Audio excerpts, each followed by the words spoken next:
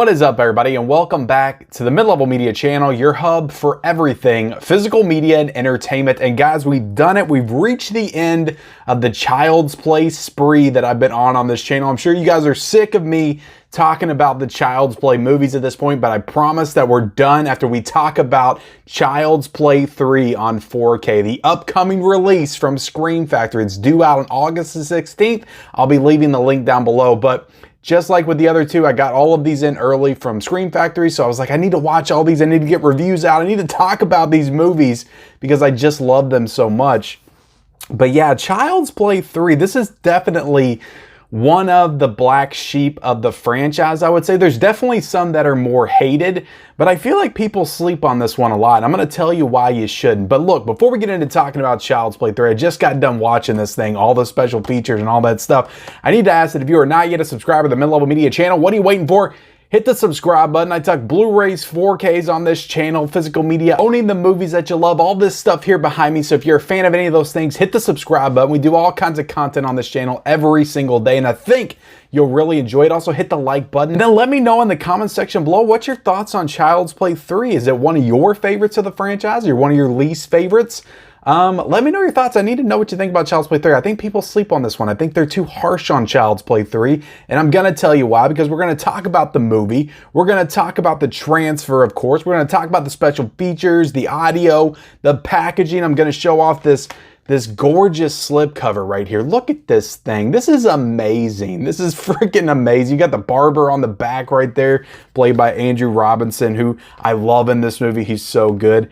The dad from Hellraiser's in this film, but such a great slipcover done by Devin Whitehead, the same guy that did the Child's Play 2 slipcover, but just love the artwork. You've got the Devil's Playground on there. You got the freaking Grim Reaper with the synth. You got Chucky with his face sliced off. Like, that is so freaking gnarly and cool. I love that. But look, yeah, let's talk about this movie. Let's get into this movie. So I don't have a ton of notes for this one. I did not really prepare for this one at all. I'm going to be completely honest. I just watched the damn thing. I watched all the special features and I came in here, facing camera, and I'm going to talk to you. I'm going to be as passionate and open as possible about Child's Play 3. So this was directed by Jack Bender. So this is mostly a TV director, a TV guy, and they brought him in to direct Child's Play 3. And Don Mancini even opens up in these special features of this release and said, probably not the best choice. Like, maybe we should have gotten somebody else that was a little bit better at directing horror, because he hadn't really directed a ton of horror movies in the past. But to be honest, I think Jack Bender did a pretty decent job. There's some really good kills in this movie, I would say. Written by Don Mancini, the second movie that was fully written by Don Mancini. And I think that he does keep the reins on in this one. He hasn't gone full tilt as far as the Chucky character. He's not taking it into ridiculous territory quite yet. But what I will say with the writing in this one is Chucky is probably the most entertaining as far as his one-liners as he's been thus far. Like, he's got a lot of really good stingers in this one. Don't F with the Chuck. I'm trying not to cuss as much in this review. Presto, you're dead. Chucky's gonna be a bro. It's a lot of really fun one-liners in this one.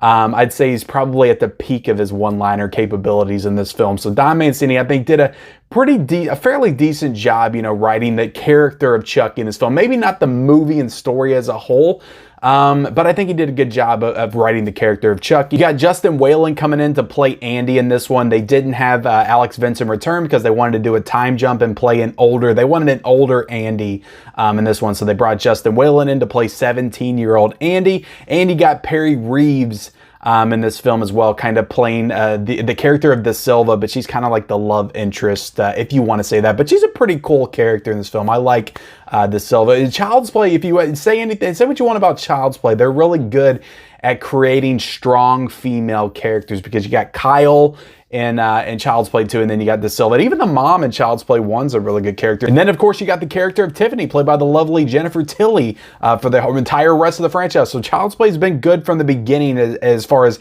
casting strong female leads. And I think Perry as De Silva plays a pretty pretty good, fun character and a nice companion to Andy in this movie. So, like I said, they decided to do the time jump with this one, but this movie was only filmed a year later. So it's kind of weird because you got Child's Play 2 that was filmed in 1990, and then they came out with Child's Play 3 in 1991, and it's supposed to be like an 8-year time jump. So again, it makes sense that they would cast an older Andy. And Alex Vincent talks about some of the special features, how he was disappointed when he was younger. He just remembers being devastated that they didn't bring him back for this one.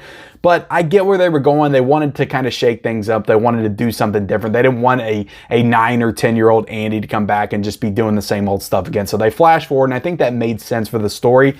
This movie takes place at a military school, so it almost feels like a junior version of Full Metal Jacket at some points, because it is smaller kids. Like, there's little kids. I'm not exactly sure what kind of military. I'm not familiar with military school. Like, is it normal for them to have a military school where like young men and young women and kids are like all in the same like school together in the same cafeteria, the same like area, doing all the same drills and stuff? Like, is that normal? I don't know. It just feels kind of weird, especially now going back and watching. When I was a kid, I didn't think anything of it, but it's just like now everybody's like intermingling together. Just the entire setting just feels weird. And like that, is there anything like that? I'm just not entirely sure, but it just feels weird that all of these different age groups and sexes are together in this one military school. So I would describe this movie as like a junior Full Metal Jacket meets, you know, a Child's Play Chucky slasher movie. So you have like all the drills, you have the asshole drill sergeants, you have the asshole drill instructors, and they're all being super mean to Andy because he's the new kid on the block, and they're just kind of pushing him around and bullying him. And that's kind of the entire setup. And then, you know, Chucky finds him at the military school, and then he invades the military school and starts killing people. People turn up dead. Andy finds out Chucky's back and he's alive, and then we go from there. So this is a pretty you know, standard story setup. There's nothing really flashy about it. There's some good characters. Like, I like the characters of this movie. Everybody does a good job acting wise, but it's not the best story in the franchise. I would say it's pretty basic. You got the character of Tyler that's brought in, that's kind of supposed to be the new younger kid that Chucky can jump into his body, because Chucky's like, he's been rebuilt like it's a new body. In the first and the second one, it was the same mold and the same body parts that they just put back together. And this one, I guess it's supposed to be like an entirely new Chucky with just the essence of the older Chucky, because the blood drips in the very beginning. So it's a brand new Chucky. So I guess because Tyler was the first one that he revealed himself to, now he can transport his soul into Tyler's body. So that's who he's after, and he's just trying to kill Andy. This is a fun slasher movie. I enjoyed it. I think people sleep on it. I just have a fondness for it. I have a nostalgia for it. Even as a kid, though, I will say I always wanted to watch Child's Play 1 and 2, and when I got to 3, it kind of felt a little bit like a chore, but I have gained appreciation for it. I do enjoy watching it, but what I really love about this movie is like the last 20 minutes, that whole carnival set piece in the Devil's Playground. That whole sequence I always loved as a kid, with the roller coasters. I was just big into theme parks as a kid, so you had the haunted houses and the roller coasters, and just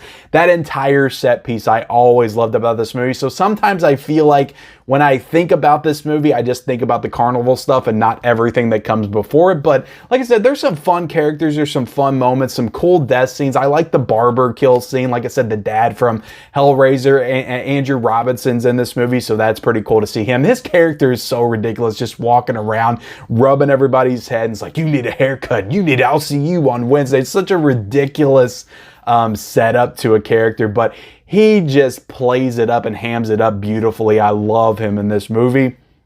And yeah, everybody's great in the film. Like I said, some cool death scenes. You know, you got the guy. I always got freaked out by this. The guy that gets killed, guy that gets crushed in the compactor, the trash compactor.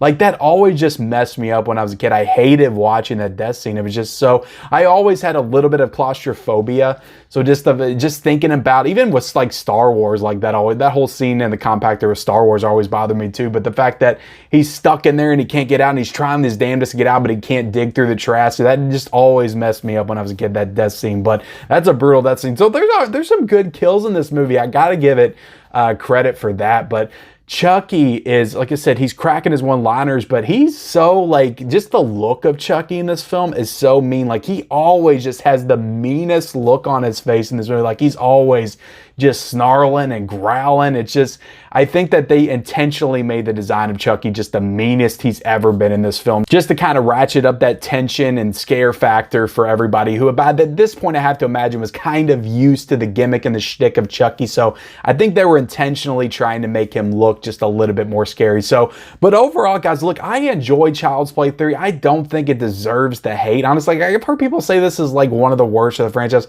I don't agree with that at all. You know, to me, like, it's definitely firmly in my number 3 spot. I can't think of any of the other sequels that I would put above this one. Of course, I would put Child's Play 1 and 2 above it.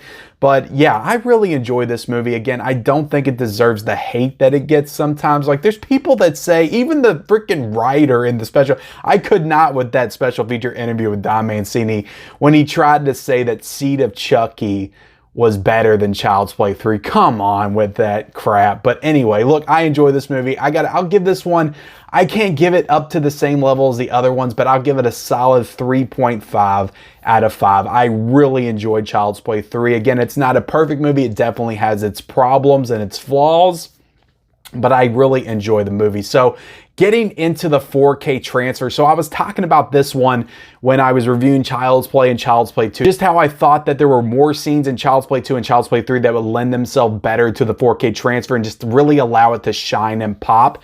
And what I will say is that Devil's Playground sequence at the end looks amazing, and you can just see stuff and notice stuff that I just never remember noticing when I was a kid. Just being able to see the entire set design of this like roller coaster haunted house thing, which would be so cool to get. I just remember when I was a kid, I used to want to go there and ride that roller coaster. It just looked like the coolest thing ever. But just to be able to see everything in this way, like I've talked about this so much, I feel like, with these movies, but I've watched these movies on VHS and it's the shittiest quality, and to get to finally watch them in this presentation is just beautiful. But that whole sequence looks amazing. The colors are so vivid and vibrant, but just going back, this is a very plain movie overall. You are at a military school. It's a very gloomy setting, but the facial details, like everything looks super crisp and clear. So I still think that this is an excellent 4K transfer. I just think that it has probably maybe the least amount of opportunities to really shine. But again, that Devil's Playground sequence is amazing. But I feel like part 1 had more sequences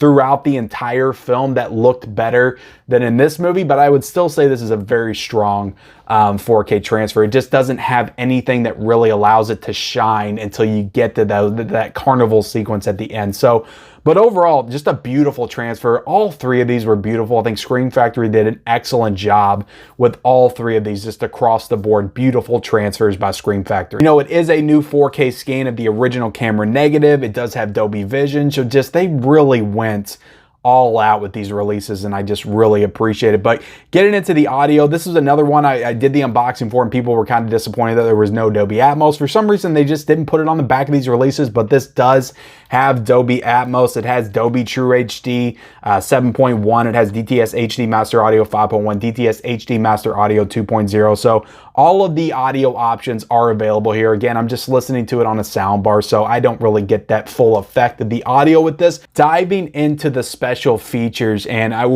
will continue to praise Scream Factory again. Seven new special features and interviews with this set right here. And again, we got 5 new ones with the first Child's Play film. We got 6 new ones with the second one. We got 7 with this one. Like, these are all, we have never gotten special features like this for Child's Play 2 and 3. So this is actually really incredible that we're getting all these interviews and people talking about these 2 movies in particular, just in a retroactive sense. It's really cool. It's honestly just so super awesome. We do get a new audio commentary. So this is a brand new audio commentary with director Jack Bender. So that's cool. I didn't get a chance to listen to any of that one, but now that I did not realize it was new until I was reading it right now, but now that I know it's new, I kind of want to go watch this one, especially since they were kind of bashing him a little bit in the interviews. Like, and not as bad as they bashed Tom Holland in the first Child's Play special features, but they were kind of hard on Jack Bender a little bit. But Jack Bender, I mean, looking at his resume, like, he's an incredible TV director. Like, he's directed episodes of Game of Thrones. So He's big in the TV industry, so yeah, I got to check that one out. But you got new Ride the Frightening, interview with writer Don Mancini. Don Mancini, look, he's made some really bad Chucky movies. He's made some really bad decisions, but he just, when I watch him, he just feels like such a likable, charismatic guy. I just can't help but like be drawn into his personality and just trust what he's saying. But like when he really took me out of it when he said that Seed of Chucky was better than Child's Play 3. You can just tell when he's talking about that it is the black sheep of the franchise. To him, like he does not enjoy this one like he enjoys some of the other sequels. But yeah, that's a really good interview. You had new War Games interview with actress Perry Reeves. So it was really cool that that actress came back to talk about this movie. And she talks about how at that point in time, like Terminator 2, because I think 1991, same year that T2 came out. So at that time, Sarah Connor, Linda Hamilton was a badass female character, and how she wanted to kind of bring that into her character in this movie. And I think she does kind of pull it off. I think she does a good kind of Sarah Connor persona in this movie. And she kind of looks a little bit like Linda Hamilton as well. But really cool interview with her. I always appreciate when these actresses come back to talk about these schlocky horror films that they were in. And she was also, the only other thing I know her from is Will Ferrell's wife in Old School. But yeah, she's great in the movie, and she was great in this interview as well. Really cool interview with her. I know a lot of people were disappointed that Justin Whalen didn't come back to do an interview. I don't know if that was ever like in the cards, if they were saying that he was going to do it and then it was announced and then he wasn't on it or anything like that. But I guess he just didn't want to come back and do it. Maybe he's ashamed of the movies. I have no idea. Chucky Goes East interview with executive producer David Kirshner. He usually gives some good interviews with these as well. And he goes into kind of talking about how this led into Bride of Chucky and just the circumstances involved in getting that one greenlit. So that's a pretty cool interview as well. You get new Carnivals and Campouts interview with Robert Latham Brown, Midway Centurions interview with actor Michael Shefno, who I think was the husband of the school teacher from the second one. You got new Sheer Terror interview with makeup artist Craig Reardon, where he talks about the makeup and effects work. He was talking about the whole like trash compactor death scene and how like him and Jack Bender got into an argument over it. So that was pretty interesting. And then you got new Unholy Mountain. You got an interview with production designer Richard Sawyer, the guy who actually created the whole set piece at the end, which was really interesting as well. So it's just really cool. We're getting all these special features in this set, and I just enjoy listening to stuff about these movies because I've been watching them my entire life, and I don't feel like we've ever gotten supplemental material just kind of diving into some of the details of these films. So I think that's really cool. You also get an audio commentary by Robert Latham Brown as well. So that's an additional audio commentary. So two audio commentaries with a set. So yeah, I just can't say enough good things about these movies, guys. I guess in closing, I guess we can kind of close this out just by kind of talking about all of these incredible 4K releases from Scream Factory as a whole. But I just think they nailed it with these three movies. Like you can pick apart Scream Factory sometimes for sure. Like they definitely make a lot of mistakes and do a lot of things that we don't agree with or like, but I think that when they have a win, they deserve to be recognized for it. And I think that these Child's Play 4Ks are definitely a win and some of the best stuff that they've done in quite some time. So I really enjoyed all these, just all the special features, just rewatching them in 4K. They looked amazing. So I cannot say enough good things about them, guys.